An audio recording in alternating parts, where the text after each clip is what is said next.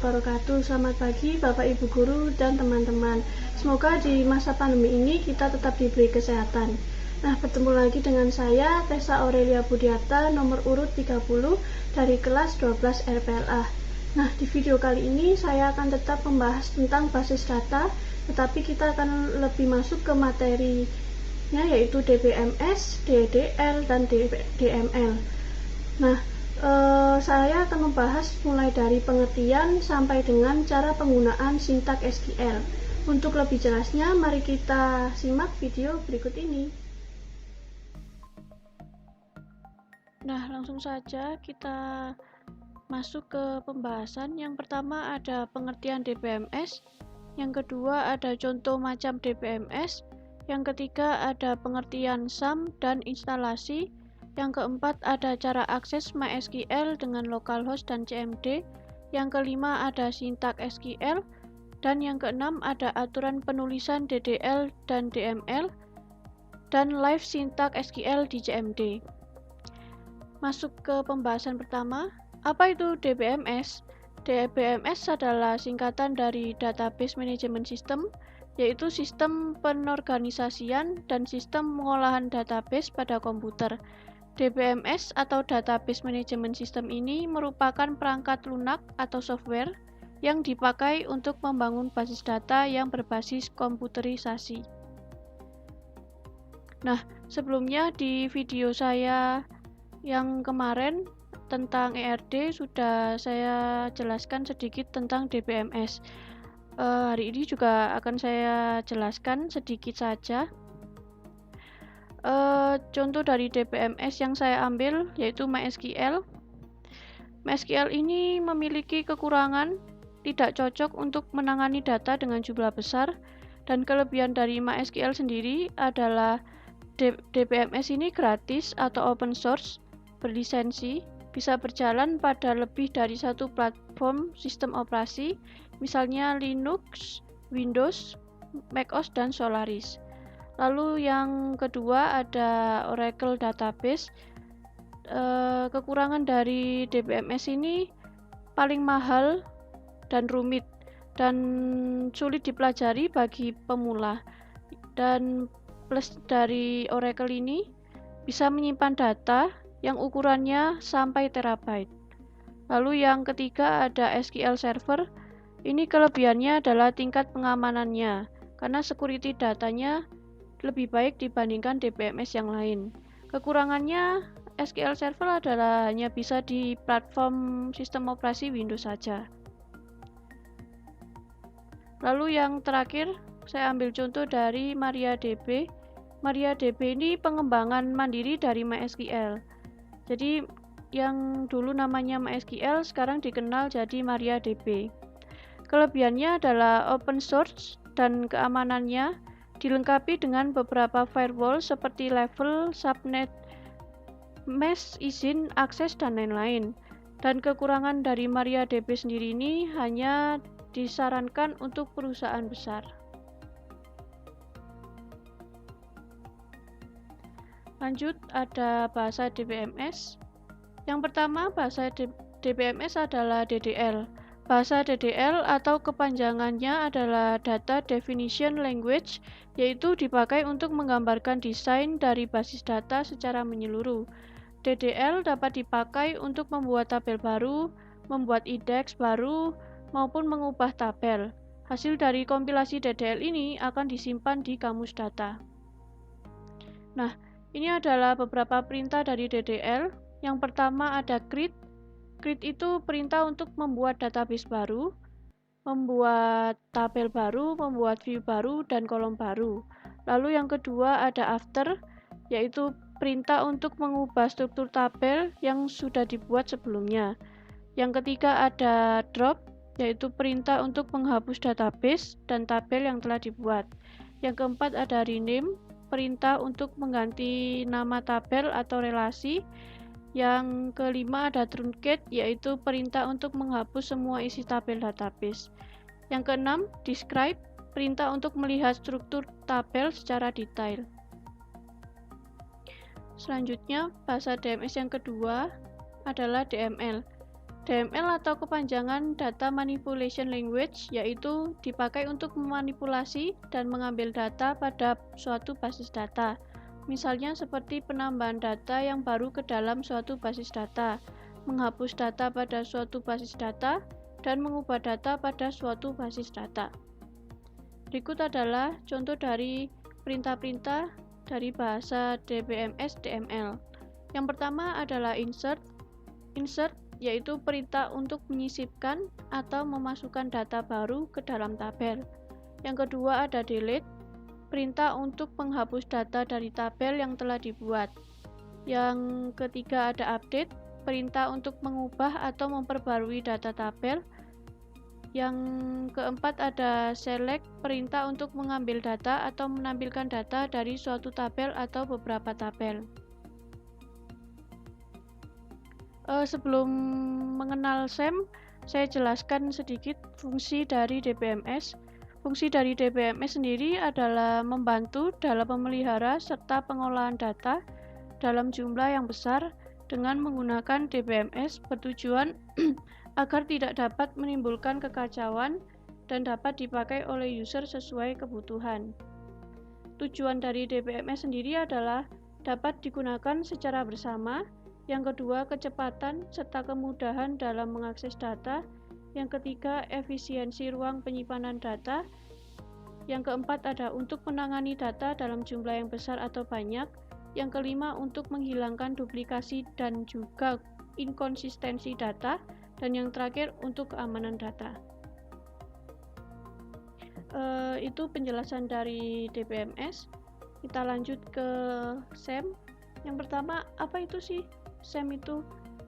SEM adalah sebuah paket perangkat lunak atau software komputer yang sistem penamaannya diambil dari akronim kata Apache, MySQL dulu namanya, lalu sekarang berubah jadi MariaDB, PHP, dan Perl. Sementara itu imbuhan huruf X yang terdapat pada awal kata berasal dari istilah cross-platform sebagai simbol bahwa aplikasi ini bisa dijalankan di 4 sistem operasi berbeda, yaitu OS Linux, OS Windows, macOS, dan juga Solaris.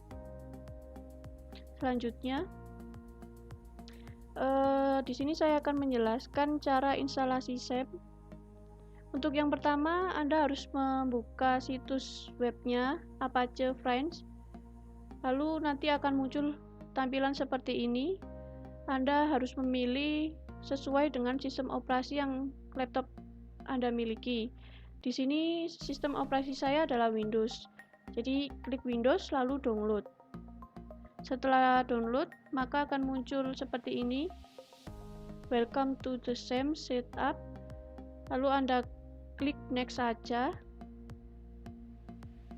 Lalu di sini Anda juga bisa centang semuanya atau bisa gini juga, Apache MySQL ini dicentang, lalu PHP MyAdmin juga. Setelah dicentang semua, klik next. Nah, di sini Anda silahkan memasukkan location mana yang ingin Anda gunakan untuk menyimpan SEM nanti. Setelah selesai, klik next. Nah, setelah itu akan muncul welcome to SEM. Di sini Anda harus menunggu sampai installingnya selesai. Setelah install selesai, karena saya sudah memiliki SEM, saya akan menunjukkan bagaimana caranya untuk membuka MySQL dengan localhost. Caranya, untuk Apache dan MySQL ini di start. Kalau sudah, pindah ke Chrome, ketik localhost, garis miring PHP MyAdmin.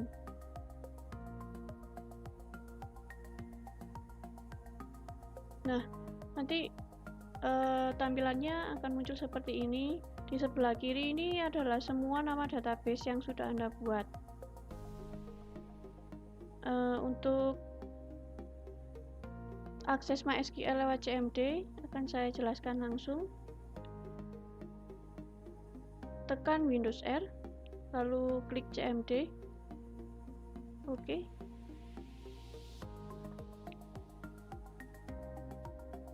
Nah, yang pertama Anda harus CD dulu 2 kali.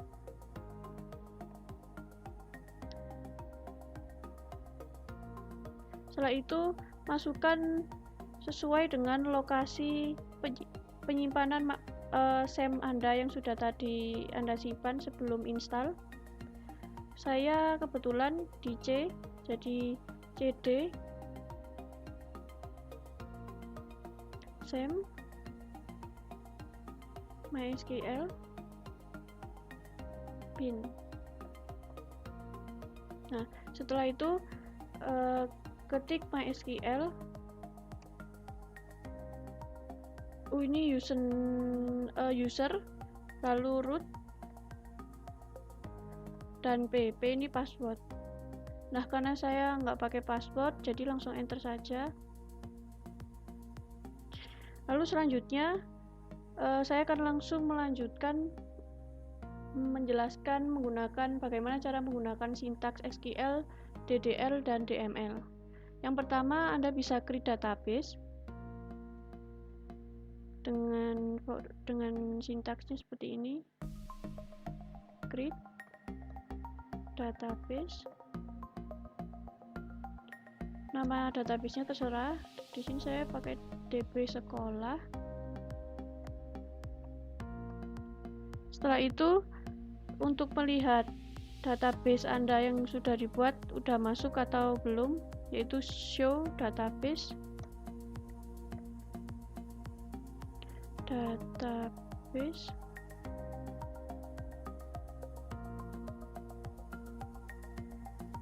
Nah, ini akan muncul database yang sudah saya buat.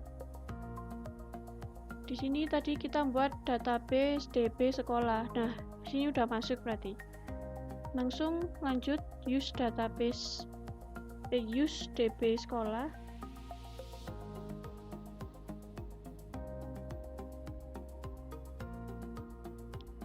Udah bisa. Lanjut create tabel. Nama tabelnya terserah.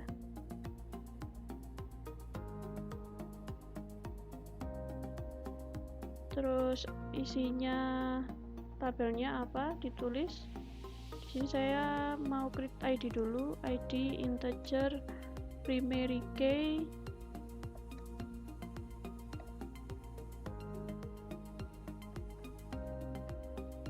Oke, lanjut.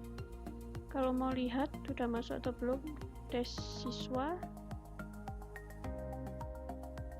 Nah, udah masuk. Field ID tipenya integer. Lanjut, mau masukkan datanya ke tabel, insert.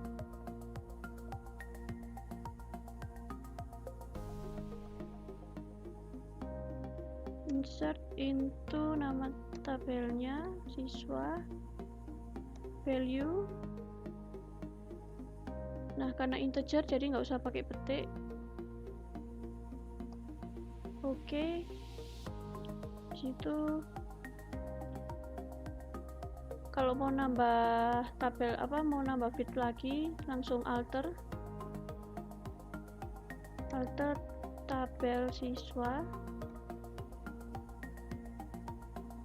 add. Misal saya nambahkan nama siswa, tipe datanya varchar 100. Oke, udah masuk. Lalu kita bisa cek lagi dash siswa. Udah masuk ya, ID nama siswa. Lalu selanjutnya insert into siswa, value. Ini untuk menambahkan data. 2, ini untuk integer tadi, yang pertama ID, lalu yang kedua ini karena bertipe varchar harus pakai petik. Misalkan namanya masukkan Tessa Aurelia. Oke, udah masuk. Lalu untuk melihat datanya di tabel apa sudah ditambahkan, tinggal select bintang from nama tabelnya. Nah, udah masuk ya. Pertama ini karena hanya memasukkan ID, jadi nama siswanya 0. Lalu yang kedua ini ID 2, nama siswa Tessa Aurelia yang tadi saya inputkan. Lalu selanjutnya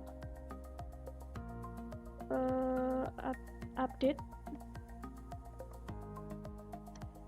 siswa, set nama siswa yang mau diupdate, nama siswa, lalu sama dengan Tessa Aurelia. Saya mau update field yang kedua, jadi saya tulis Tessa Aurelia where ID sama dengan 2. Oke.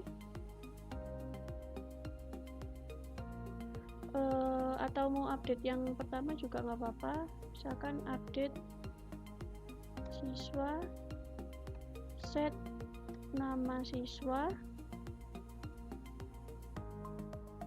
sama dengan 0 where ini terserah mau isi nama apa, misalkan Adi.